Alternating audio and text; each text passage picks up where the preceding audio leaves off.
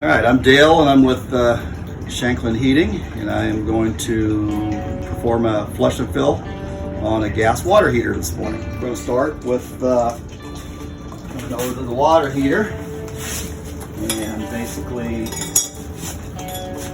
connect up the water hose. It's nice and tight so it doesn't leak. The end of the drain. Grab my screwdriver. And this one just happens to have a slot on it, so you have to have a screwdriver to open it. Some of them just have a regular valve. But what we want to do is we want to crack this open, start moving water through the hose from the water heater.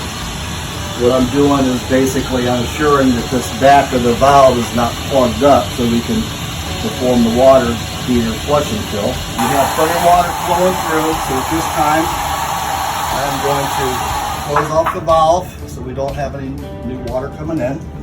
Make sure this is opened up 100%. And I'm going to turn this to pilot, so I don't want the gas coming on while I'm in the middle of a flush and fill. So now I have water draining out of the water heater, but it's draining out real slow, if at all. So I'm going to run up to the sink and I'm going to open up the hot water spigot. I'm just going to open the water, open up the hot water tab, and now we're starting to vent. So now we're draining down at the water. We're draining a lot of water, so just open up the spigot upstairs will allow that to happen. Now the reason we want to do a flush and fill on a water heater is because through time you're going to get sediment building up on the bottom of the tank inside. And you do a regular flush and fill on the system, what's going to happen is we're going to get rid of the majority, if not hopefully all of the sediment. And the more you get rid of it, we're trying to make the water heater last longer and operate more efficiently. So once we get all the water drained down, so inside you can't see it, but once we get this all drained down and this stops draining, which is going to take approximately half hour, 40 minutes, then at that period of time, what I'm going to do is when we don't have any more water in the tank, since this is cold water coming in, internally there is a pipe that goes all the way to the bottom of the tank. And I am going to crack this valve open and closed several times, and what that's going to do is that's going to create a lot of turbulence on the bottom of the tank, and we're going to stir up what sediment is in there and allow that to drain out.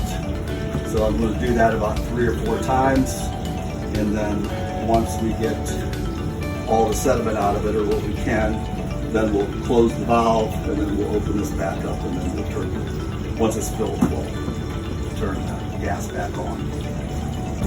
Alright, so now I went through or talked through the flush and fill of a gas water heater. Now the other water heater would be an electric water heater, which has no gas, but electric. So when you do an electric water heater flushing fill, it's basically you're doing the same thing, except for instead of turning off turning the gas valve to the pilot position so the gas valve does not open in the middle of it, we are going to go to the electric panel and we're going to search for the water heater, and we're going to find the breaker and flip it off. And by doing that, we are going to prevent the heating elements on the water heater from coming on when we're in the middle of our flush and fill.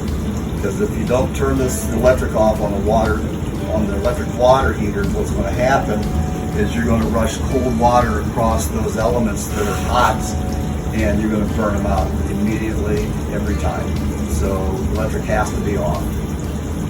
Get the water totally full back in after you're done with the flush and fill. At that time, you can go back to the electric panel and turn it back on.